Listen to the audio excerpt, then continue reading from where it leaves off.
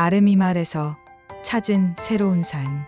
안녕하십니까? 오늘 여러분께 들려드릴 이야기는 삶에 지쳐 모든 것을 뒤로하고 낯선 땅으로 떠난 한 남성의 이야기입니다. 그곳에서 그는 4명의 여인을 만나 행복한 가정을 꾸려나가는 놀라운 여정을 경험하게 됩니다. 어떻게 4명의 여성과 혼인이 가능한지, 그 배경과 과정에 대해 편견 없이 귀 기울여 주시고 구독과 좋아요 부탁드립니다. 서울의 한복판 63층 오피스 빌딩.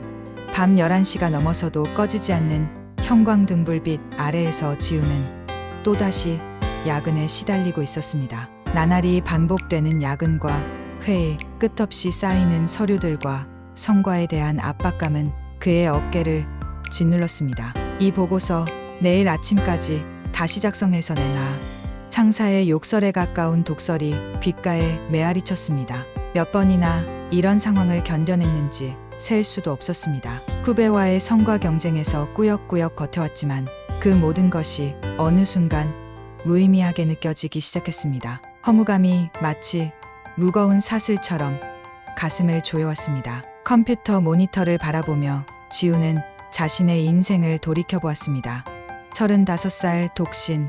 친구들은 하나둘 결혼해서 멀어졌고 남은 것은 오직 일뿐이었습니다. 어디론가 떠나고 싶다. 그것은 단순한 여행 충동이 아니었습니다. 지훈의 내면이 산산조각 나는 것을 막기 위한 필사적인 탈출구였습니다. 그는 먼 옛날부터 동경만 해왔던 미지의 대륙 나라얀이라는 곳으로의 여행을 계획하기 시작했습니다. 만약 그저 관광객처럼 유명한 명소를 둘러보고 사진만 찍고 돌아올 생각이었다면 굳이 이렇게까지 마음을 먹지는 않았을 것입니다. 그는 완전히 새로운 곳에서 다른 인생을 살고 싶었습니다.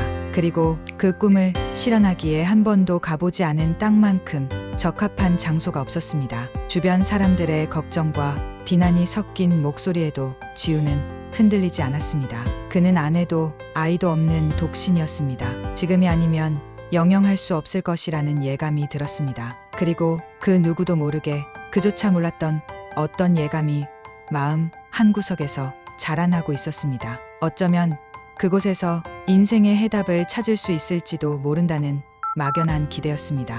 회사에 사표를 냈을 때 상사는 어이없다는 표정을 지었습니다. 너 정말 미친 거야? 이 좋은 직장을 차버리고 나라얀으로 간다고? 하지만 지훈의 결심은 굳었습니다. 그동안 모은 돈은 생각보다 꽤 여유가 있었습니다. 처음엔 그 돈으로 어느 정도 세계 일주 비슷한 것도 할 수 있지 않을까 싶었습니다.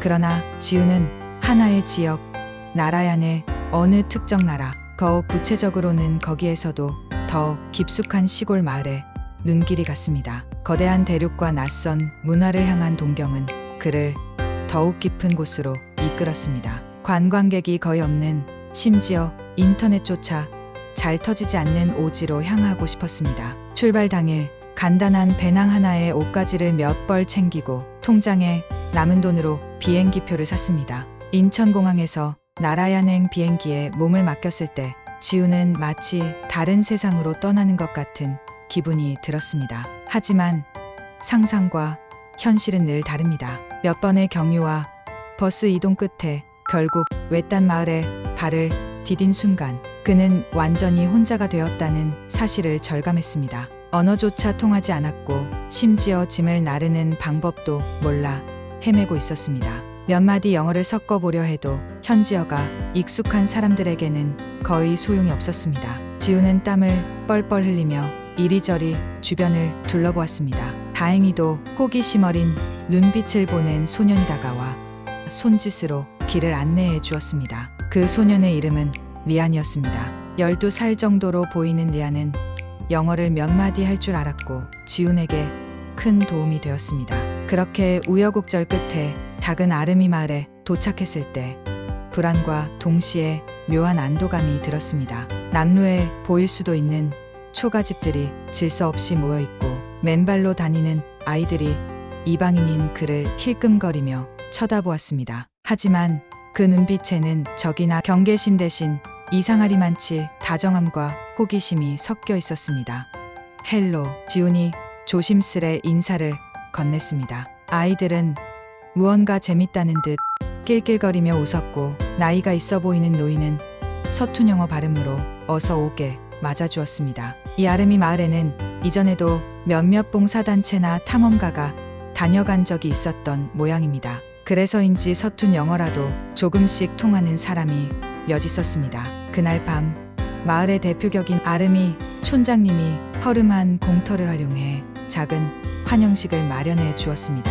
대충 해가 질 무렵이면 사람들이 하나둘씩 모여들었고, 마을 특유의 악기와 춤, 노래가 어우러졌습니다. 무심코 슬쩍 본 그들의 옷차림과 피부, 그리고 언어는 지훈에게 엄청난 이질감과 동시에 신비감을 안겨주었습니다. 내가 정말 낯선 땅에 도착했구나. 그는 스스로에게 새삼 확인하듯 중얼거렸습니다.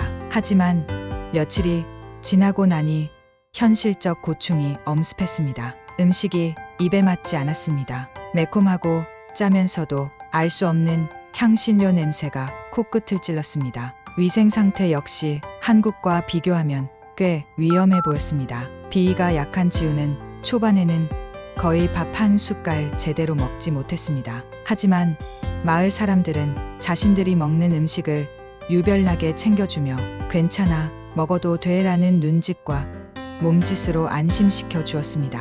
그 따뜻함에 조금씩 적응해 가던 지훈은 약간의 배탈을 겪으면서도 점점 이곳 음식의 매력에 빠져들었습니다. 생전 처음 보는 식재료이지만 오히려 한국에서는 맛볼 수 없는 진한 맛이 있었습니다. 타피오카, 얌, 플랜틴 등의 식재료들이 만들어내는 독특한 풍미는 지훈에게 새로운 세상을 열어주었습니다. 특히 마을 여인들이 만드는 스튜는 정말 환상적이었습니다. 며칠이 지나자 젊은 여성들의 존재가 눈에 들어오기 시작했습니다. 처음에는 단순한 호기심이었습니다. 정말 신기하네. 이렇게 다르게 생긴 이방인이 있다니.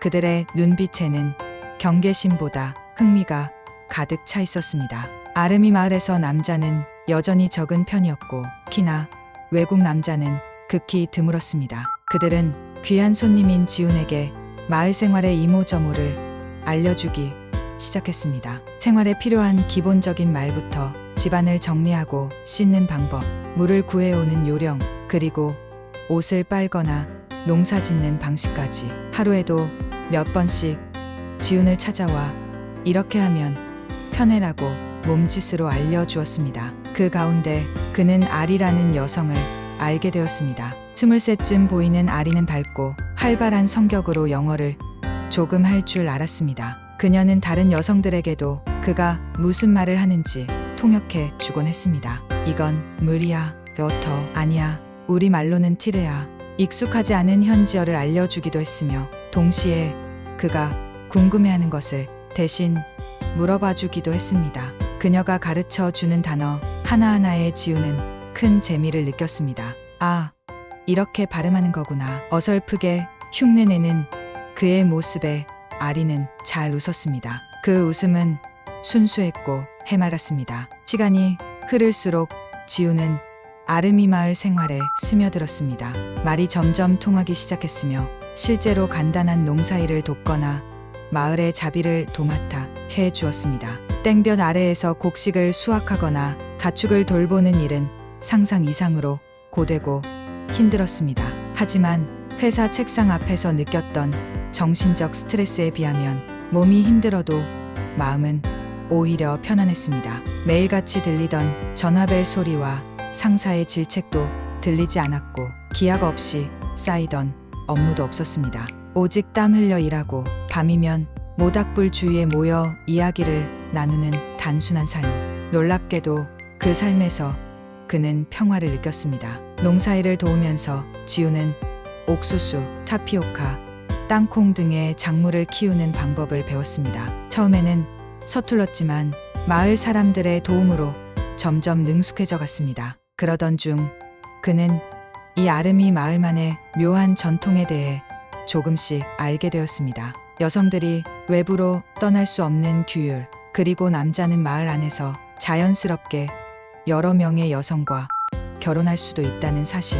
처음에는 믿기지 않았습니다. 어떻게 이런 문화가 가능하지? 하지만 마을 사람들에게 그것은 전혀 이상한 일이 아니었습니다. 결혼 자체가 이곳에서는 큰 축복이자 부족을 유지하기 위한 필수적인 제도였습니다. 남성의 수가 적은 탓에 일부다 처제가 자연스럽게 자리 잡았고 그게 오랜 세월 동안 관습처럼 굳어졌습니다. 아름이 촌장님이 설명해 주었습니다. 우리 부족은 오래전부터 이런 방식으로 살아왔어. 남자가 적고 여자가 많으니 한 남자가 여러 명의 아내를 둬야 모두가 행복할 수 있지. 처음엔 그저 그런 게 있구나 하고 넘겼지만 어느 날 마을의 한 노인이 은근슬쩍 물었습니다. 너도 이곳에 정착하는 게 어떻겠니? 우리 마을의 여인과 함께 살면 좋지 않겠냐? 지우는 당황했습니다. 아니요. 저는 그냥 여행으로 온 거라서 곧 돌아갈 수도 있고요. 하지만 그의 대답을 듣는 노인의 표정은 마치 정말 그럴까? 묻는 듯 미소 지었습니다. 아마도 그들은 어느새 지훈을 가족같이 여기고 있었고 키나 젊은 여성들 몇 명이 지훈에게 호감을 표하고 있다는 사실을 간파하고 있었던 것입니다. 실제로 지훈도 점점 돌아가기 싫다는 생각을 하기 시작했습니다. 한국으로 돌아간다고 해도 다시 예전처럼 직장에 매여 살 자신이 없었습니다. 무엇보다 이제야 나를 찾은 느낌이 들었습니다.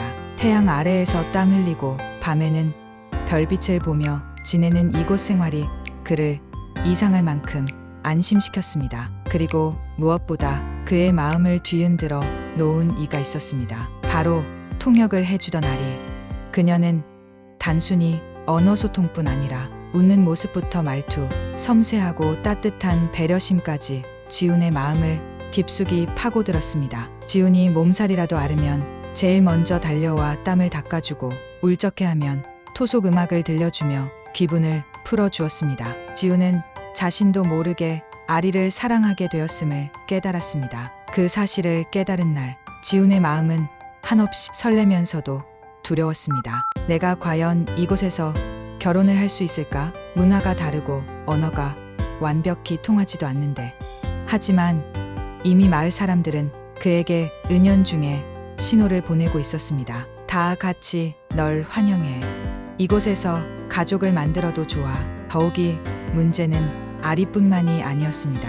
아름이 마을에는 아리와 비슷한 또래의 여성들이 몇 명 더 있었고 그들 역시 지훈에게 이상한 애정을 보였습니다. 미나는 25살로 온화하고 보살펴주는 모성적 성격이었습니다. 그녀는 항상 지훈의 건강을 걱정해 주었고 아플 때마다 전통 약초를 다려서 가져다 주었습니다. 사라는 27살로 시원시원한 성격으로 농사일에 지훈을 힘껏 도왔습니다. 그녀와 함께 일할 때는 시간이 어떻게 가는지 몰랐습니다. 사라의 밝은 웃음소리는 힘든 일도 즐겁게 만들어 주었습니다.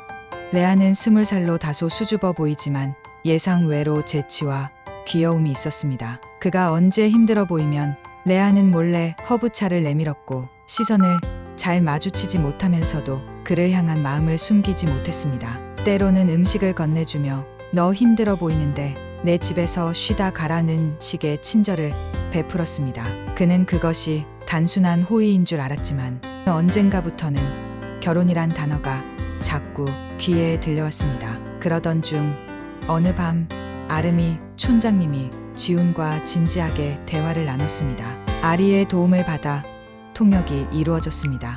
너도 이곳을 사랑하니? 이 마을의 규율을 따라 가족을 이루는 게 좋겠다. 모두가 바라고 있다. 이 마을에는 남자가 적고 여자는 많다. 그리고 일부다 처제가 허용되어 왔지. 그것은 우리 부족이 생존하고 번영하기 위해 오래전부터 정해진 관습이란다. 지훈은 순간 멍해졌습니다. 여러 명과 결혼을, 그것도 한꺼번에? 한국인인 그로서는 쉽게 상상하기 어려운 일이었을 것입니다. 한 여인과 평생을 함께하는 것도 결코 쉬운 일이 아닌데 4명, 5명과 동시에 가정을 꾸린다는 것은 그야말로 문화 충격이었습니다. 하지만 이 아름이 마을에서는 그것이 이상한 일이 아니었습니다. 오히려 왜 한 명만 선택해야 하지라고 되묻는 것이 당연할 정도였습니다. 그때 아리가 묘한 표정으로 말했습니다. 지우는 어떻게 생각해? 한국에선 이런 거 안 돼? 그녀의 눈빛에는 불안과 설렘이 동시에 깃들어 있었습니다. 지우는 솔직했습니다. 한국에선 불법이야. 그리고 사람들도 이해하지 못할 거야. 그러자 아리는 잠시 침묵했다가 웃으며 말했습니다. 여기는 괜찮아. 그리고 우린 널 존중해. 하지만 내가 선택하지 않으면 우리도 어쩔 수 없어. 마을 사람들의 의사는 분명했습니다. 지훈이 진정으로 이곳에 머물기를 원한다면 전통에 따라 마을 여인들과 결혼을 할 수 있습니다. 하지만 만약 이 상황이 부담스럽거나 받아들일 수 없다면 그가 여행객으로 떠나는 것도 전혀 구속하지 않겠다는 것이었습니다. 이들은 결코 강요하지 않았지만 지훈이 남아주길 간절히 바라고 있었습니다. 한편 그에게 적극적으로 호감을 표현한 여성은 무려 4명이었습니다. 아리를 포함해 미나, 사라, 레아라는 각기 다른 개성과 매력을 지닌 4여인이 그를 좋아한다는 사실을 주변 사람들이 은연중에 말해 주었습니다. 이 아름이 마을에서 남자는 아이를 낳고 집안을 이끌어가는데 중요한 존재야. 게다가 지우는 농사와 자비를 잘 해내는 성실함까지 갖췄어. 마을의 여러 여성들이 그에게 호감을 느끼는 것은 당연했습니다. 어느덧 반년 가까운 시간이 흐르자 지우는 어느새 이 마을의 일원 같았습니다. 한국을 그리워하는 마음은 생각보다 크지 않았습니다. 낯선 현지어도 곧잘 이해하고 마을 사람들의 이름과 역사를 들으며 그들과 웃음꽃을 피웠습니다. 평생 느껴보지 못한 새로운 가족애와 공동체의 유대감이 있었습니다. 하지만 결혼 문제는 또 다른 차원의 고민이었습니다. 지우는 더욱더 혼란에 빠졌습니다. 정말 이렇게 살아도 되나? 그는 아리를 비롯해 3명의 여인에게 연애의 감정을 느끼고 있었습니다. 각자 다른 매력으로 그를 끌어당겼습니다. 아리는 그와 가장 잘 통했습니다. 언어적인 소통뿐만 아니라 마음의 소통도 잘 되었습니다. 그녀와 함께 있으면 시간이 어떻게 가는지 몰랐고 그녀의 지혜로운 조언은 항상 지훈에게 큰 도움이 되었습니다. 미나는 온화하고 보살펴주는 모성적 성격이었습니다. 마치 어머니처럼 따뜻하게 보살펴 주었고 지훈이 지칠 때마다 든든한 버팀목이 되어 주었습니다. 그녀가 만드는 음식은 정말 최고였고 아플 때 끓여주는 약초차는 만병통치약 같았습니다. 사라는 시원시원한 성격으로 농사일에 지훈을 힘껏 도왔습니다. 그녀와 함께 일할 때는 재미있는 이야기와 웃음이 끊이지 않았습니다. 사라의 밝은 에너지는 지훈에게 활력을 주었고 그녀의 솔직한 성격은 복잡한 상황을 단순하게 만들어 주었습니다. 레아는 다소 수줍어 보이지만 예상 외로 재치와 귀여움이 있었습니다. 그가 언제 힘들어 보이면 레아는 몰래 허브차를 내밀었고 시선을 잘 마주치지 못하면서도 그를 향한 따뜻한 마음을 숨기지 못했습니다. 레아의 순수함과 사랑스러움은 지훈의 마음을 녹였습니다. 마을 사람들은 자연스럽게 4명 모두를 아내로 맞이하길 권했습니다. 한 명만 선택하는 건 그들에게도 불공평하잖아. 그 말에 지훈은 속으로 한국 생각하면 있을 수 없는 일이지만 이곳에선 다르다라는 생각에 잠겼습니다. 고민 끝에 지훈은 아리에게 속내를 털어놓았습니다. 정말 내가 괜찮다면 나도 그러자.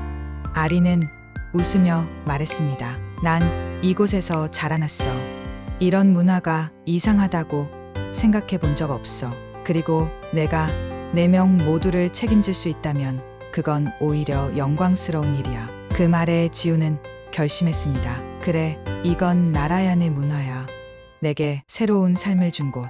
한국이 아니니까 한국의 제도에 얽매일 필요가 없잖아. 마을 원로와 사람들은 성대한 결혼식을 준비했습니다. 그 의식은 밤늦게까지 이어졌고 전통 복장을 입은 지훈과 4명의 신부가 함께 등장했습니다. 마을 사람들은 온갖 노래와 춤으로 축복했고 밤하늘의 별빛 아래 촛불과 횃불이 어우러져 환상적인 분위기를 자아냈습니다. 이건 꿈이 아닐까? 지우는 혼란과 설렘이 뒤섞인 감정 속에서 스스로에게 수없이 물었습니다. 하지만 분명히 현실이었습니다. 아리를 비롯해 4명의 아내들과 함께 마을 중앙에 서서 마치 오래전부터 짜인 운명처럼 손을 잡고 있었습니다. 그들의 눈빛에는 경계도 의심도 없었습니다. 오직 신뢰와 사랑, 그리고 함께 가정을 이루어 가겠다는 강한 의지만이 반짝이고 있었습니다. 결혼 후의 삶은 상상 이상으로 바빴습니다. 이곳은 여러 명과 결혼하는 것을 끝없는 축복이라고 부르는 동시에 끝없는 책임이라고 말합니다.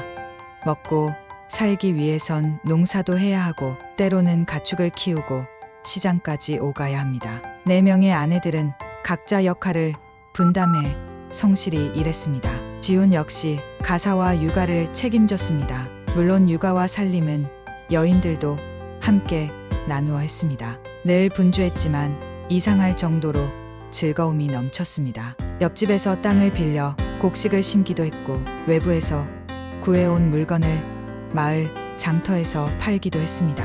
그런 일상의 반복 속에서 지우는 이게 함께 사는 진짜 의미구나를 몸소 체험하고 있었습니다. 한국에서라면 상상도 못할 4명의 아내와 한 남자가 만들어가는 가정.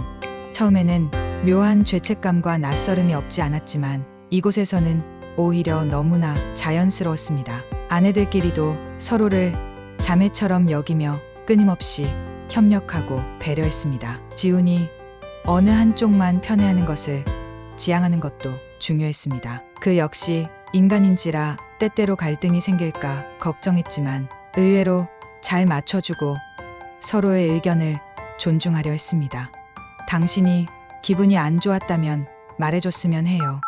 라는 식으로 작은 대화가 쌓이며 결국 크고 작은 문제들을 해결해 나갔습니다.